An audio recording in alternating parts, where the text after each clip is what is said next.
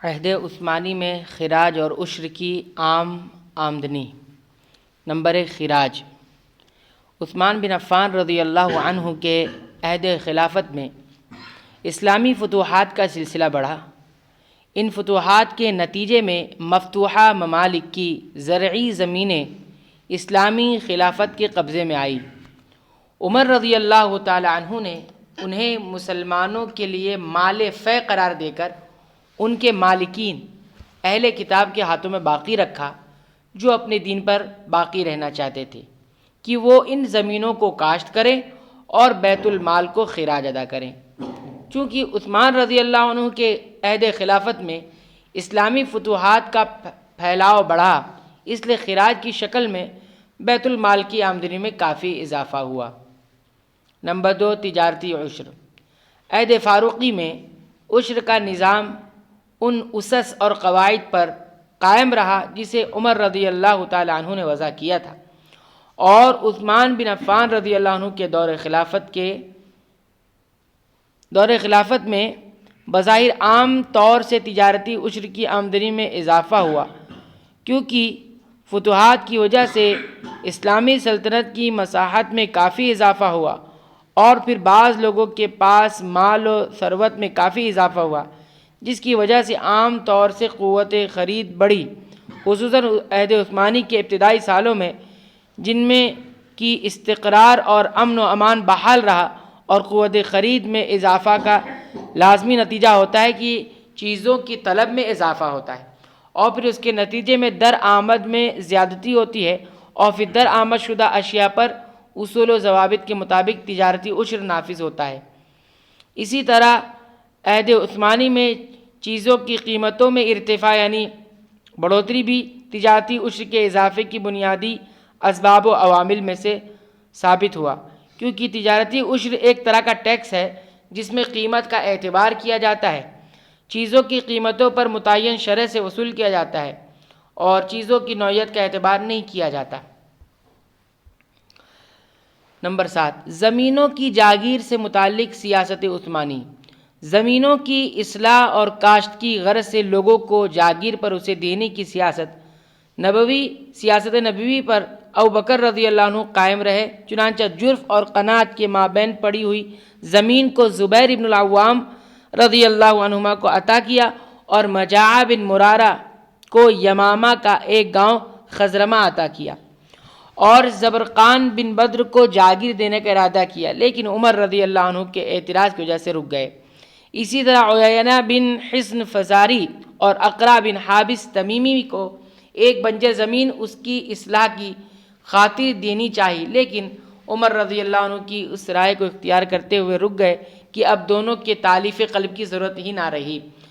رسول اللہ صلی اللہ علیہ وسلم جب اسلام کمزور تھا تو تالیف قلب کی یعنی دلجوئی کی خاطر تم دونوں کو نوازتے تھے، اور اب اللہ تعالیٰ نے اسلام کو غالب کر دیا ہے، جاؤ خوب محنت کرو۔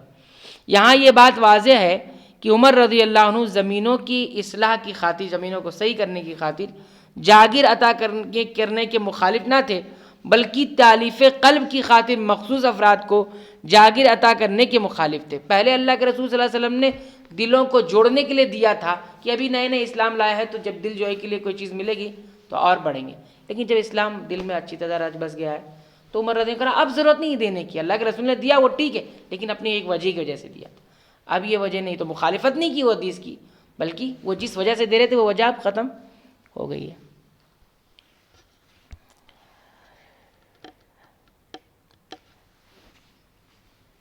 خود عمر رضی اللہ تعالیٰ عنہ نے اپنے دور خلافت میں زمینوں کی اصلاح کی خاطر نبوی سیاست پر عمل پیرا ہوتے ہوئے جاگیر عطا کرنے میں بڑی وسعت سے کام لیا، اور یہ فرمان نامہ جاری کیا کہ جو مردہ غیر آباد زمین کو آباد کرے وہ اس کی ہے۔ یعنی زمینیں ایسی پڑی رہتی تھی تو کیا کرتے تھے، دیتے تھے تاکہ وہ زمینوں کا فائدہ ہو، تو اب جو لے لے گا تو وہ کاشت کرے اور اس سے فائدہ اٹھائے، تو وہ اس کی رہے گی۔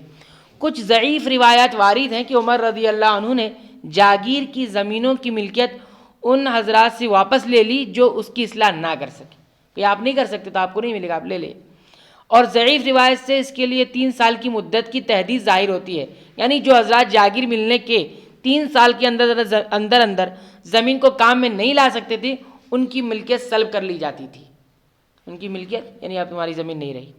یہ ضعیف روایات کے اندر ہے۔ عمر رضی اللہ عنہ سے یہ ثابت ہے کہ آپ نے خوات بن زبیر رضی اللہ عنہ کو غیر آباد زمین جاگیر میں عطا کی۔ زبیر ابن العوام رضی اللہ عنہ کو عقیق کی، یہ علاقہ ہے، کی پوری زمین عطا کر دی۔ علی بن ابی طالب رضی اللہ عنہ کو ینبع کی زمین دی اور اس میں کافی پانی نکل آیا تو علی رضی اللہ عنہ نے اس کو فقراء کے لیے وقف کر دیا۔ اتنا پانی نکل رہا ہم نہیں کر پا رہے ہیں، اس لیے جب عثمان رضی اللہ عنہ نے خلافت کی باغ ڈور سنبھالی تو جاگیر عطا کرنے میں توسع سے کام لیا، بڑی دل کشادگی سے کام لیا، خاص کر ان مفتوحہ علاقوں میں جہاں مالکان اپنی زمینیں چھوڑ کر فرار ہو گئے اور یہ زمینیں لاوارث ہو گئیں، اور ان کی آباد کاری اور استثمار یعنی استفادہ اٹھانا حکومت کی ذمہ داری قرار پائی۔ لہذا عثمان رضی اللہ عنہ نے ان کے بنجر پڑ جانے اور غیر مزروعہ یعنی غیر کھیتی والی رہ جانے کی خوف سے لوگوں میں بطور جاگیر تقسیم کر دی۔ امام احمد بن حنبل رحمہ اللہ کا کہنا ہے کہ ارض سواد میں سے بھی جاگیر دی، لیکن اس میں کوئی اشکال نہیں کیونکہ بہت سی لاوارث زمینیں ارض سواد میں بھی تھیں۔ بہرحال لاوارث زمینوں کو بطور جاگیر دینے کی وجہ سے آمدنی میں کافی اضافہ ہوا، چنانچہ لاوارث زمینوں کی آمدنی دور فاروقی میں 9000 درہم تھی اور دور عثمانی میں یہ آمدنی بڑھ کر 50 ملین درہم کو پہنچ گئی، جس سے ظاہر ہوتا ہے کہ لاوارث زمینوں کا انتظام و انصراف دور عثمانی میں کامیاب رہا۔ تاریخی مصادر میں ان حضرات کے ناموں کی فہرست بیان کی گئی ہے جنہیں عثمان رضی اللہ عنہ نے جاگیر عطا کی، ان میں اکثر غیر قریشی تھے۔ عثمان رضی اللہ عنہ کے جاگیر عطا کرنے سے متعلق اکثر روایتیں ضعیف ہیں، لیکن مجموعی طور سے جاگیر عطا کرنے میں توسع ثابت ہے۔ ان جاگیرداروں کے نام یہ ہیں: عبداللہ بن مسعود حذلی رضی اللہ عنہ، دریائے بیل اور سوات کے درمیان کی زمین۔ عمار بن یاسر عنسا رضی اللہ عنہ، استینیہ۔ خباب بن ارد تمیمی رضی اللہ عنہ، سعنبی، سوات کا ایک گاؤں۔ عدی بن حاتم طائی رضی اللہ عنہ، دریائے ابس پر واقع بغداد کے مضافات میں واقع ایک گاؤں الروحہ، ان کو دیا تھا۔ سعد بن ابی وقاص زہری اور قریشی رضی اللہ عنہ، فارس کا ایک گاؤں ہرمز۔ زبیر ابن العوام قریشی۔ اسامہ بن زید کلبی۔ سعید بن زید عدوی۔ جریر بن عبداللہ بجلی، فرات کے ساحل پر ایک زمین۔ ابن حبار۔ طلحہ بن عبید اللہ تمیمی، نشاستج، کوفہ کی ایک زمین۔ وائل بن حجر حضرمی، کوفہ میں زرارہ گاؤں کے قریب ایک زمین۔ خالد بن عرطفہ قضاعی، کوفہ میں حمام اعین کے پاس ایک زمین۔ اشعث بن قیس کندی رضی اللہ عنہ، تیز ناباز، کوفہ اور قادسیہ کے درمیان ایک مقام ہے، وہاں کی زمین۔ ابو مربد حنفی، دریائے تیری پر اہواز کی ایک زمین۔ اور نافع بن حارث بن کلدہ ثقفی، بصرہ میں شط عثمان کے پاس ایک زمین۔ ابو موسیٰ اشعری رضی اللہ عنہ، حمام عمرہ کے پاس ایک زمین۔ عثمان ابی العاص ثقفی رضی اللہ عنہ، بصرہ میں شط عثمان کے پاس ایک زمین۔ بظاہر یہ معلوم ہوتا ہے کہ ان زمینوں کے مالکان کے چھوڑ کر چلے جانے کی وجہ سے یہ زمینیں غیر آباد ہو گئی تھیں، اور عثمان رضی اللہ عنہ ان زمینوں کو جاگیر کے طور پر لوگوں میں تقسیم کر کے ان کی آباد کاری اور کاشت کاری کرانی چاہیے تاکہ یہ بیکار نہ پڑی رہے۔ اور معاویہ بن ابی سفیان رضی اللہ عنہ کے طرز عمل سے بھی یہی ظاہر ہوتا ہے کہ انہوں نے شام کے ساحل میں زمینوں کو لوگوں کے درمیان تقسیم کر کے ان کو آباد کرنا اور رومیوں کے حملے کے مقابلے کے تیار کرنا تھا۔ اسی طرح عثمان رضی اللہ تعالیٰ عنہ کے حکم سے انطاکیہ اور قالیقلہ کی کچھ زمینیں جاگیر پر دی گئیں۔ مروان بن حکم سے متعلق یہ جو مشہور ہے کہ عثمان رضی اللہ عنہ نے انہیں فدق کو بطور جاگیر عطا کر دیا، یہ صحیح طرق سے ثابت نہیں ہے، اور یہ بھی اس سلسلے میں کہا گیا کہ فدق کو معاویہ بن ابی سفیان رضی اللہ عنہ نے مروان کو دیا تھا۔ اراضی کو یعنی زمینوں کو بطور جاگیر لوگوں کو عطا کرنے کی عثمانی سیاست بیت المال کی آمدنی میں اضافے کا سبب ثابت ہوئی۔ اتنی ساری زمینیں غیر آباد پڑی ہوئی ہیں تو آمدنی کچھ نہیں، تو وہ جب زمینیں بطور جاگیر دیتی گئی تو پھر عثمان رضی اللہ عنہ کے دور میں یہ جیسے بتایا 50 ملین درہم بڑھ گئی. تو اس کا مطلب یہ ہوا کہ یہ ساری زمینیں، کیونکہ عمر رضی اللہ عنہ نے اتنی ساری زمینیں دے رکھی تھی، اب وہ چلے گئے تو اب وہ سب کام میں آئی. تو عثمانی سیاست بیت المال کی آمدنی میں اضافہ کا سبب ثابت ہوئی، کیونکہ سبھی لوگ شروط زکوٰۃ کے مکمل ہونے کی صورت میں اپنی مال کی زکوٰۃ ادا کرنے لگے. اتنی زمینیں ملی تو سب پر زکوٰۃ تو ایک طرح سے ہو ہی جاتی ہے. عثمان رضی اللہ عنہ کا یہ منصوبہ کامیاب رہا. عراق میں حکومت کے خاص املاک کی آمدنی میں زیادتی اس کی واضح دلیل ہے. چنانچہ آپ کے دور حکومت میں یہ آمدنی 5 کروڑ درہم تک پہنچ گئی. 7 زیرو ہے نا، 7 زیرو کتنا ہو گیا؟ کروڑ نا. تو 5 کروڑ درہم پہنچ گئی، جبکہ کروڑ نا 5 کروڑ درہم پہنچ گئی، جبکہ دور فاروق میں صرف اس میں 5 زیرو ہے. تو کتنا ہوا؟ لاکھ.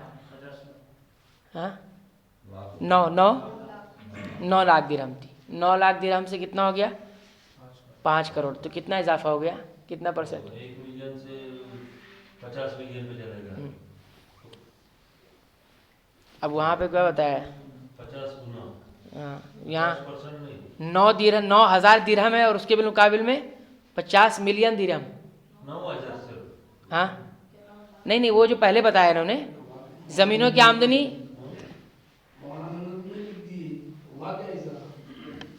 8 کروڑ ووٹ ہمارے میں کس کو بولتی ہے؟ پورے اس میں کہ حکومت میں سے جمع ہو گیا نا. اسٹڈی کرتے ہی کریں گے. سلطنت بہت بڑی ہوگی تھی.